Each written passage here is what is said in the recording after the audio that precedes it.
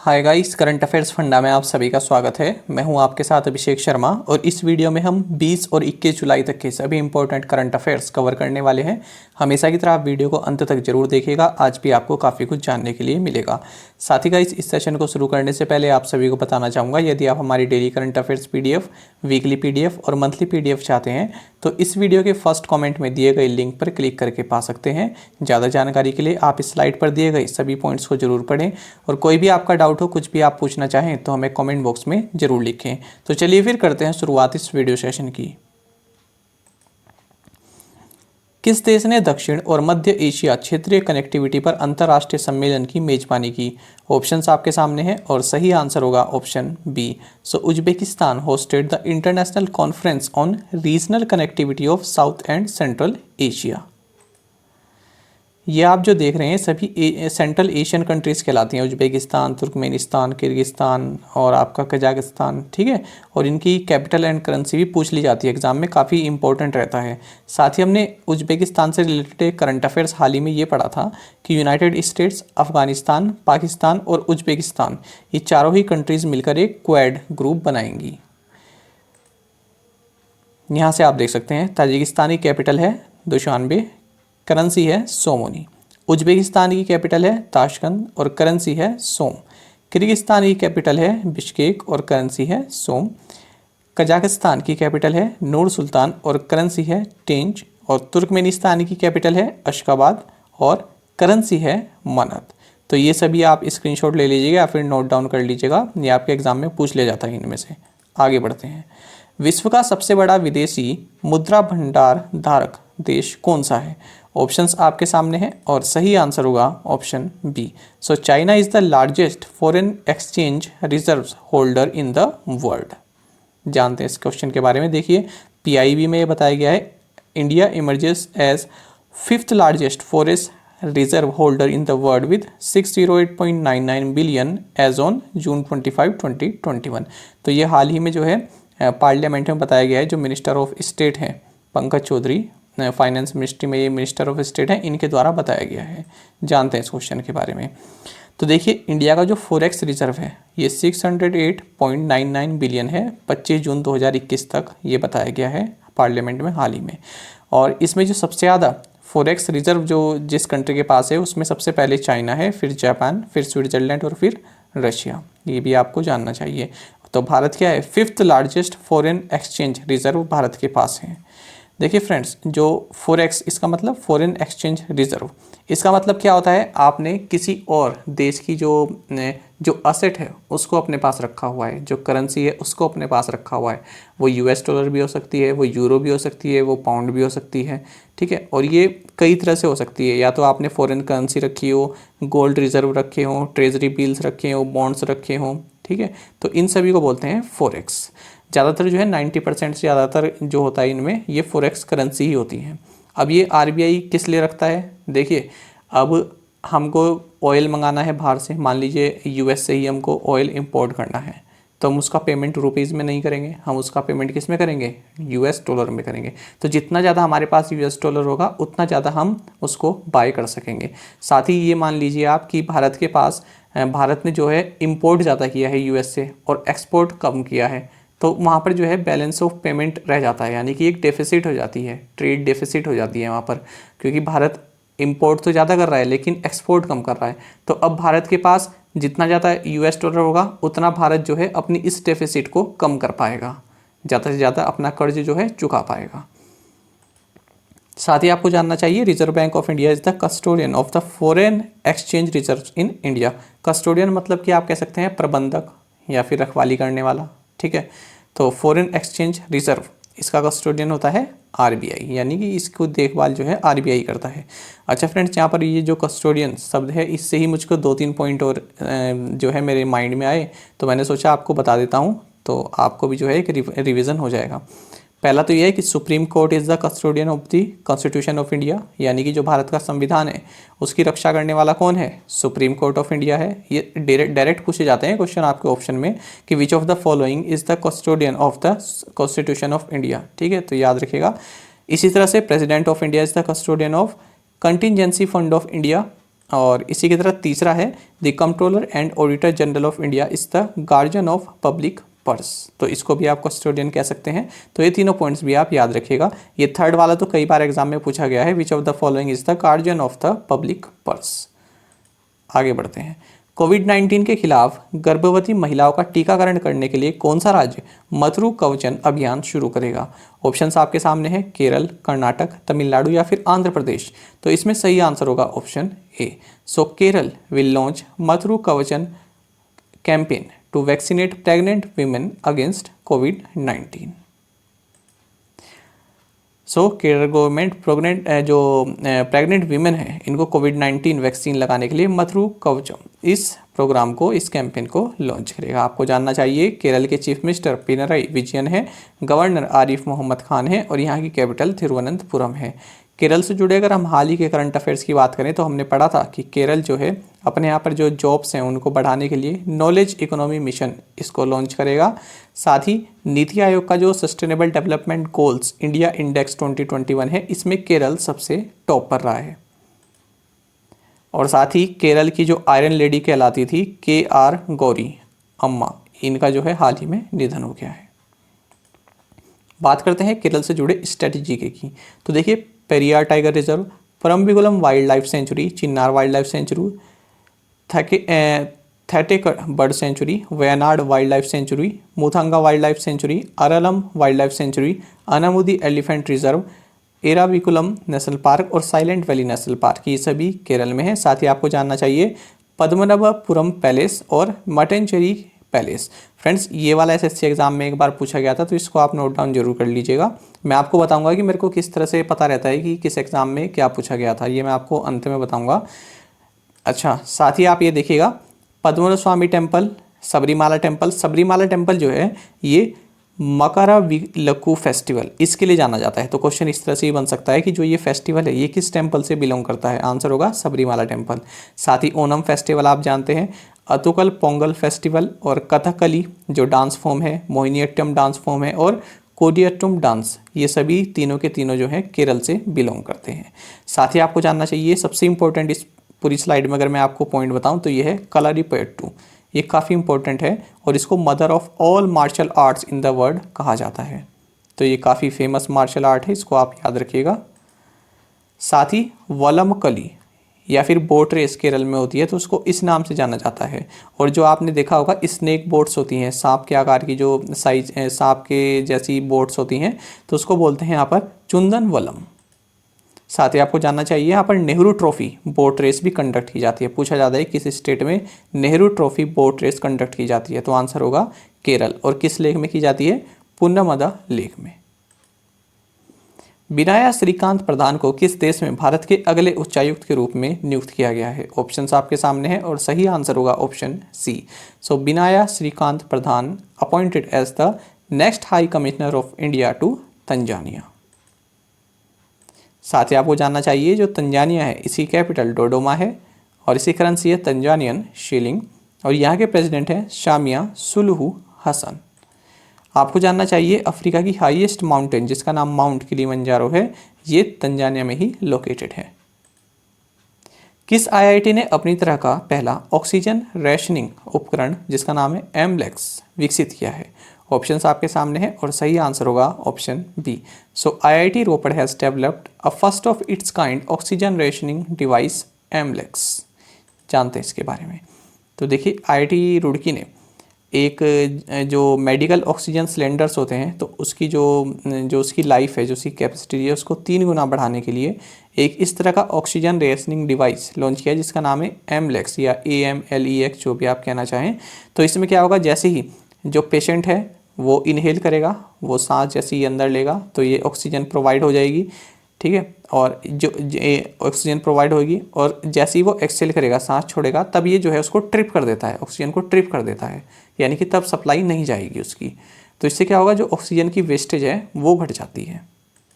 IIT रोपड़ से जुड़े हमने जो हाल ही के बिल्कुल लेटेस्ट करंट अफेयर्स पढ़े थे वो ये थे कि IIT रोपड़ ने फेक बस्टर नाम का एक डिटेक्टर डेवलप किया है। तो जो भी वर्चुअल कॉन्फ्रेंसेस होते हैं, जो भी उसमें फर्जी लोग बैठते हैं, तो उनका यहाँ से पता चल जाएगा। साथ ही IIT रोपड़ ने एक नाम का भी एक उपकरण लॉन्च किया है जो कि रियल टाइम एम्बिएंट टेम्परेचर आपको बताता है। तो दोनों याद रखिएगा, एक तो फेक बस्टर और एम्बीटेक IIT रोपड़ से संबंधित हैं। हाल ही में जल दुर्लभ क्षेत्रों के लिए डे ज़ीरो रोड मैप आयोजित किया गया है। आपको बताना है कि राष्ट्रीय जल नीति किस वर्ष तैयार की गई थी।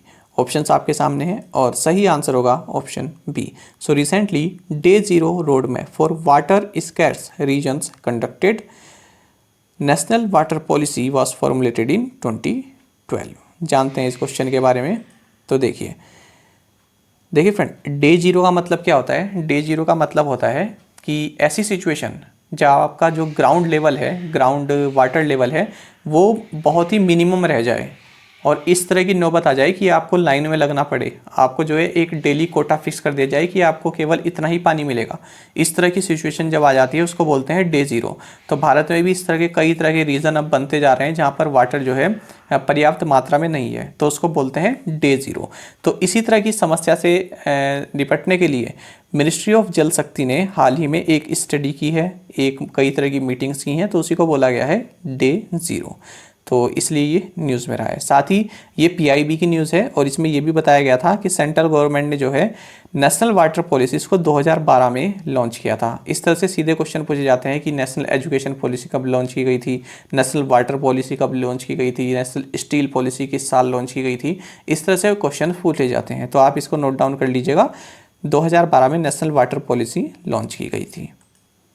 आपको जानना चाहिए डे ज़ीरो, मैंने आपको बता दिया, the day when a cities taps dry out and people have to stand in line to collect a daily quota of water. आपको जानना चाहिए कि वाटर जो है ये स्टेट का सब्जेक्ट है, राज्य की सूची में आता है। और जो हमारे जल शक्ति मिनिस्टर हैं ये हैं गजेंद्र सिंह शेखावत, और जो मिनिस्टर ऑफ स्टेट हैं जो जल शक्ति में राज्य मंत्री हैं ये हैं प्रहलाद सिंह पटेल और विश्वेश्वर तुडुइन। ब्रिटिश ग्रां प्री किसने जीता? ऑप्शंस आपके सामने हैं और सही आंसर होगा ऑप्शन सी। सो लुइस हैमिल्टन वॉन ब्रिटिश ग्रां प्री। तो लुइस हैमिल्टन जो है ये ब्रिटिश रेसिंग ड्राइवर हैं और मर्सिडीज के लिए ये जो है कम्पीट करते हैं और इन्होंने जीता है ब्रिटिश ग्रां प्री। ये हमने अब तक के पढ़े हैं। तो देखिए मैक्स वर्स्टेपन ने कौन कौन से जीते हैं अब तक? अगर हम जनवरी 2021 से लेकर अब तक की बात करें तो स्टेरमार्क GP, French GP, Monaco GP, Emilia Romagna GP और ऑस्ट्रियन GP। अगर हम बात करें लुइस हैमिल्टन की तो लुइस हैमिल्टन ने जीती है स्पेनिश GP, पोर्चुगीज GP और बहरीन GP, साथ ही ब्रिटिश GP भी हो गया है। साथ ही अजरबैजान GP जीता है सर्जियो पेरिस ने। आगे बढ़ते हैं।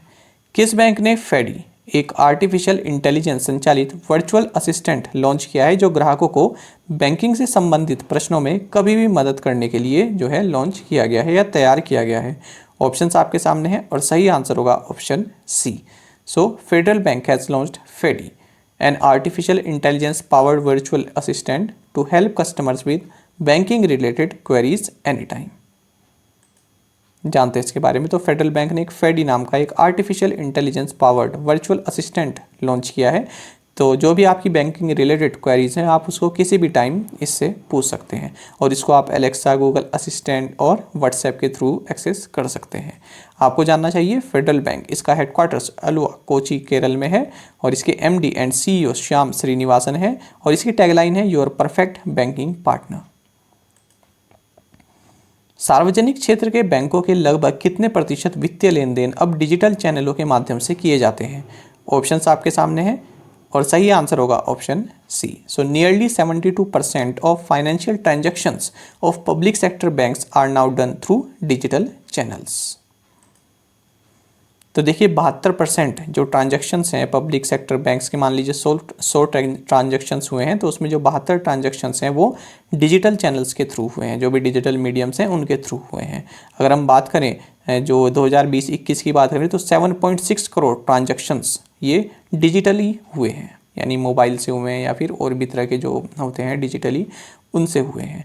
और साथ ही इसमें आपको ये भी बताया गया है कि मोबाइल के थ्रू जो ट्रांजैक्शंस हुए हैं उनमें बढ़ोतरी देखी गई है। जहां 2018-19 में केवल 29% थे, वहीं 2020-21 में 76% जो ट्रांजैक्शंस हुए हैं वो मोबाइल चैनल्स के थ्रू हुए हैं। विश्व शतरंज दिवस किस दिन मनाया जाता है? ऑप्शंस आपके सामने हैं और सही आंसर होगा option C. So world chess day is celebrated on July 20। तो देखिए 20 जुलाई को इंटरनेशनल चेस डे मनाया जाता है और आपको जानना चाहिए कि क्यों मनाया जाता है, क्योंकि 20 जुलाई को जो फाइड है FIDE यानी कि इंटरनेशनल चेस फेडरेशन, ये जो है इसकी आधारशिला रखी गई थी। कुछ ज़्यादा ही प्योर हिंदी हो गई है, मतलब इसकी जो है स्थापना की गई थी फाइड की, इंटरनेशनल चेस फेडरेशन। आपको जानना चाहिए कि जो चेस है इसकी जो आप कह सकते हैं कि उत्पत्ति एक तरह से भारत में ही इस खेल का जो है इसको स्टार्ट किया गया था और इसको जाना जाता था चतुरंग नाम से। उसके बाद फिर इसको जो है फिर चेस नाम से जाना जाने लगा। सबसे पहले चतुरंग नाम से इसको जाना जाता था। सबसे पहले जहाँ तक मुझे याद है गुप्ता एम्पायर ने शायद इसको शुरू किया था, इस तरह का खेल। आपको जानना चाहिए जो फाइड है इसकी स्थापना 20 जुलाई 1924 को हुई थी और इसका हेडक्वार्टर्स लुज़ेन स्विट्जरलैंड में है। आंध्र प्रदेश के निम्नलिखित में से किस स्मारक को अतिरिक्त सुविधाएं प्रदान करने के लिए आदर्श स्मारक के रूप में पहचाना गया है? ऑप्शंस आपके सामने हैं, सही आंसर होगा option D. So Veerabhadra temple, monuments at Nagarjunakonda and Buddhist remains at Salihundam of Andhra Pradesh have been identified as Adarsh Smarak for providing additional facilities. जानते हैं इसके बारे में। तो देखिए जो ये तीनों ही मॉन्यूमेंट्स हैं इनको आदर्श स्मारक जो ये स्कीम है गवर्नमेंट की, इसके तहत आइडेंटिफाई किए गए हैं, यानी इसमें इंक्लूड किए गए हैं। इसके तहत अब यहाँ पर एडिशनल फैसिलिटीज़ प्रोवाइड कराई जाएंगी, जैसे कि wifi, cafeteria, interpretation centre, Braille signatures और इल्यूमिनेशन, ये सभी आपको जानना चाहिए। साथ ही जो यहाँ पर फोर्ट है गंडीकोटा में, जो फोर्ट है इसको अडॉप्ट अ हेरिटेज स्कीम इसमें भी शामिल किया गया है। तो ये जानकारी जो है मिनिस्ट्री ऑफ टूरिज्म ने दी है और ये वाली जानकारी दी है आपको कल्चर मिनिस्ट्री ने। आपको जानना चाहिए जो मिनिस्टर ऑफ कल्चर हैं ये जी किशन रेड्डी हैं। अगर हम बात करें आदर्श स्मारक स्कीम की तो इसको साल 2014 में लॉन्च किया गया था और साथ ही आपको बताना चाहिए कि इस तरह की सुविधाएं प्रोवाइड कराना ताकि कोई अगर फिजिकली चैलेंज्ड पर्सन है वो भी जो है अच्छे से निरीक्षण कर सके इन सभी जो मॉन्यूमेंट्स हैं इनका। कई तरह की सुविधाएं यहाँ पर प्रोवाइड कराई जा रही हैं, जैसे कि आपको बताया वाईफाई, कैफेटेरिया, ये सभी यहाँ पर सुविधाएं प्रोवाइड कराई जा रही हैं आदर्श स्मारक स्कीम के तहत। किसके अंदर आती है ये आती है मिनिस्ट्री ऑफ कल्चर के अंतर्गत। NTPC रिन्यूएबल एनर्जी लिमिटेड ने किस राज्य के शाजापुर सोलर पार्क में 450 मेगावाट की सौर परियोजनाएं जो है हासिल की हैं, यानी कि इसका आप कह सकते हैं एक तरह से ठेका लिया है। सही आंसर होगा option D. So NTPC renewable energy limited has backed a 450 megawatt of solar projects at Shajapur solar park in Madhya Pradesh. तो मध्य प्रदेश का जो शाजापुर सोलर पार्क है 450 मेगावाट कैपेसिटी का, अब इसको NTPC रिन्यूएबल एनर्जी लिमिटेड बनाएगी। आपको जानना चाहिए NTPC ने एक एम भी रखा है कि 2032 तक 60 गीगावाट रिन्यूएबल एनर्जी जो है जनरेट करेगी। स्टैंड अप इंडिया योजना को किस वर्ष तक बढ़ा दिया गया है? ऑप्शंस आपके सामने हैं और सही आंसर होगा option C. So stand up India scheme has been extended up to 2025। तो देखिए स्टैंड अप इंडिया स्कीम इसको प्रधानमंत्री नरेंद्र मोदी द्वारा 5 अप्रैल 2016 को लॉन्च किया गया था और अब इसको 2025 तक बढ़ा दिया गया है। आपको बता दें इसमें सेंट्रल गवर्नमेंट किसी तरह का फंड जो है ये प्रोवाइड नहीं करती है, कोई पैसा नहीं देती है, बल्कि जो शेड्यूल कमर्शियल बैंक्स हैं उनके लिए ऐसा मैंडेटरी इस स्कीम में बनाया गया है कि जो हर एक ब्रांच जो है उसको कम से कम एक SC या फिर ST बोरोवर जो होगा या प्लस जो 1 वुमन बोरोवर होगी, ठीक है, जो भी ये पैसा लेंगे या तो एक वुमन होनी चाहिए बोरोवर या फिर SC या ST में से कोई होना चाहिए। तो इनको 10 लाख से 1 करोड़ रुपए तक का लोन ये प्रोवाइड कराते हैं ताकि वे अपने जो भी ग्रीन फील्ड एंटरप्राइजेज अपना सेटअप करना चाहें, कोई अपना स्टार्टअप खोलना चाहें तो उसके तहत यहाँ पर इनको फाइनेंसिंग की सुविधा प्रोवाइड कराई जाती है। तो याद रखिए या तो SCs, STs and 1 women borrowers के लिए है ये स्कीम। इसमें 10 लाख से 1 करोड़ रुपए तक का लोन यहाँ पर प्रोवाइड कराया जाता है। किसके द्वारा? शेड्यूल्ड कमर्शियल बैंक्स के द्वारा। साथ ही इसमें जो ये लोन मिलता है इनको 7 साल का पीरियड होता है, आप इसको रीपे कर सकते हैं। और मोरेटोरियम पीरियड में मिलता है 18 मंथ्स का, यानी कि थोड़ी सी छूट दे दी जाती है। अगर आप 7 साल में नहीं दे सकते तो और 18 मंथ आपको आगे का एक्सटेंशन दे दिया जाता है। आपको जानना चाहिए ये जो स्कीम है ये डिपार्टमेंट ऑफ फाइनेंशियल सर्विसेज जो मिनिस्ट्री ऑफ फाइनेंस के अंतर्गत आता है, इसकी देखरेख में ये स्कीम चल रही है। केंद्र सरकार ने किस स्थान पर भारतीय विरासत संस्थान स्थापित करने का निर्णय लिया है? ऑप्शंस आपके सामने हैं और सही आंसर होगा option A. The central government has decided to set up the Indian institute of heritage at Noida. So Gautam Buddh Nagar के नोएडा यानी कि उत्तर प्रदेश में government Indian institute of heritage इसको सेटअप करेगी। तो इससे क्या होगा, कई तरह के फ़ायदे हो सकते हैं। जो आर्ट्स में या फिर हिस्ट्री ऑफ आर्ट्स और किसी भी आर्ट से रिलेटेड किसी सब्जेक्ट में जो पीएचडी कर रहे हैं उनको एक तो यहाँ पर फ़ायदा मिलेगा। साथ ही लोग जो है अपना जो इंडियन हेरिटेज है उसके बारे में जान पाएंगे।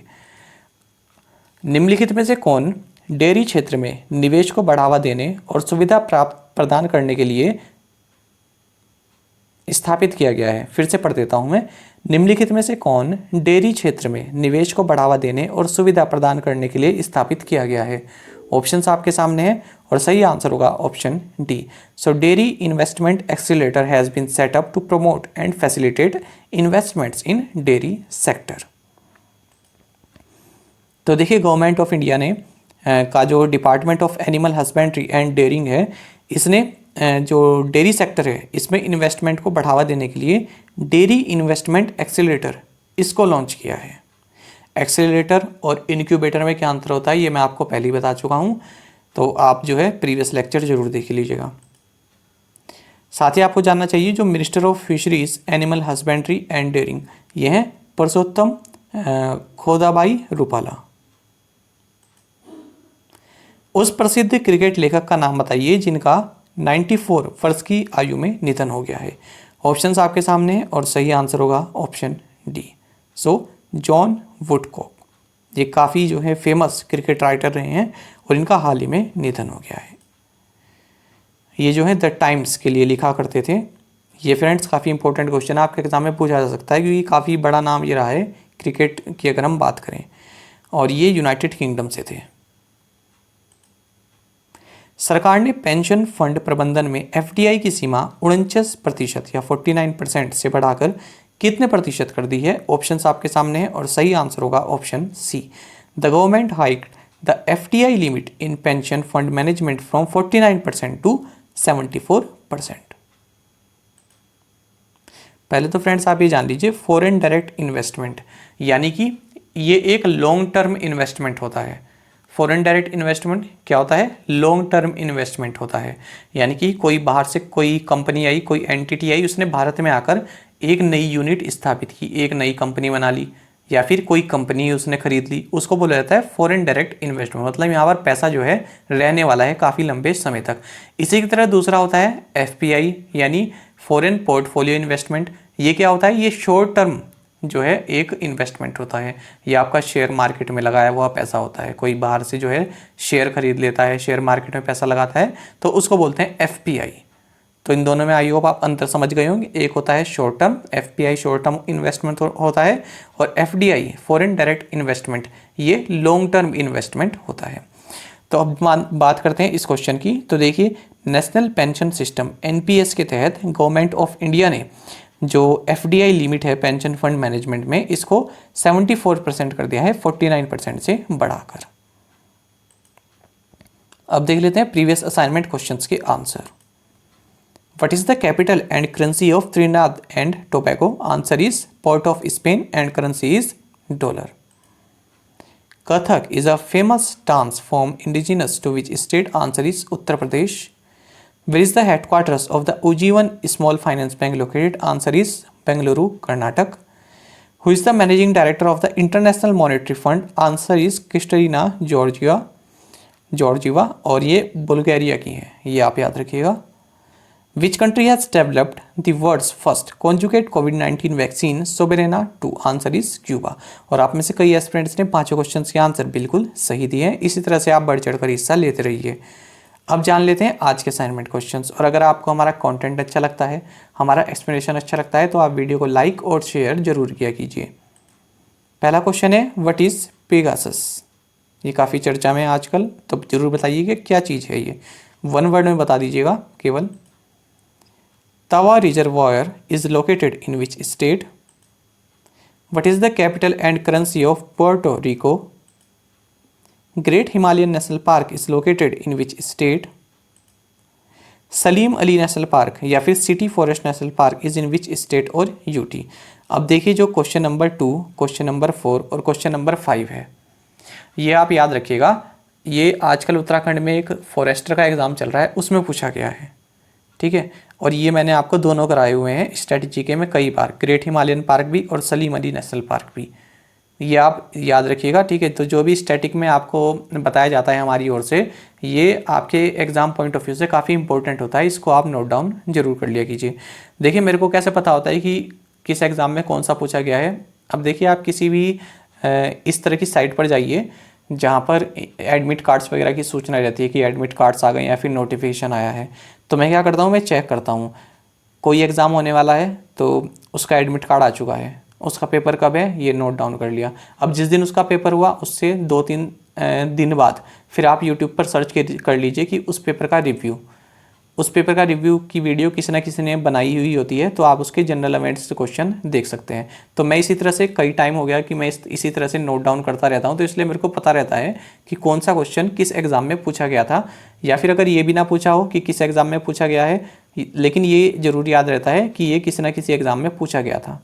तो इसी तरह से आप भी अपनी जो है जनरल नॉलेज को बढ़ा सकते हैं। आप जनरल नॉलेज बढ़ाने की बात अलग है, आप एक आइडिया ये ले सकते हैं कि किस तरह से क्वेश्चन आपके एग्ज़ाम में पूछे जाते हैं। तो आप एक काम ये कर सकते हैं कि जो भी एग्ज़ाम हाल ही में हो रहे हैं, चाहे वो ग्रुप डी से लेकर हायर लेवल तक का हो, जितने भी एग्ज़ाम में जनरल अवेयरनेस पूछी जाती है, तो आप ये देख लीजिए कि अच्छा आज मध्य प्रदेश में इस का एग्ज़ाम हुआ है, इस पोस्ट का एग्ज़ाम हुआ है, भले ही आप उड़ीसा से हैं, तो आप कम से कम उसका एग्ज़ाम का रिव्यू देखिए यूट्यूब पर, जनरल अवेयरनेस के क्वेश्चन निकाल लीजिए, करंट अफेयर्स के क्वेश्चन निकाल लीजिए, कम से कम करंट अफेयर्स के तो निकाल ही लीजिए। आपको पता चल जाएगा अरे ये तो एग्ज़ाम में पूछा गया है, करंट अफेयर्स का क्वेश्चन है और मैंने पढ़ा हुआ है, ठीक है फ्रेंड्स। तो इन 5 क्वेश्चन के आंसर आप हमें कमेंट बॉक्स में ज़रूर बताइएगा, और कोशिश कीजिएगा कि अगर आपको एक क्वेश्चन का आंसर भी आता है तो वो भी आप हमें कमेंट बॉक्स में ज़रूर से बताएं। साथ ही गाइस आप सभी करंट अफेयर्स फंडा को टेलीग्राम पर भी ज्वाइन कर सकते हैं। यहाँ पर रेगुलर वीडियो अपडेट्स और करंट क्विजेस हम आप सभी के लिए डालते हैं, साथ ही डिस्कशन ग्रुप में आप किसी भी क्वेश्चन का सोल्यूशन पा सकते हैं। दोस्तों यहाँ पर हमारे करंट अफेयर्स की प्लेलिस्ट दी गई है, इसको आप जरूर देखें अपने दोस्तों के साथ, और जो फेलो एस्पिरेंट्स हैं उनके साथ शेयर जरूर करें। और आज की ये वीडियो सेशन आपको कैसा लगा ये हमें कमेंट बॉक्स में ज़रूर बताइएगा। Thank you guys.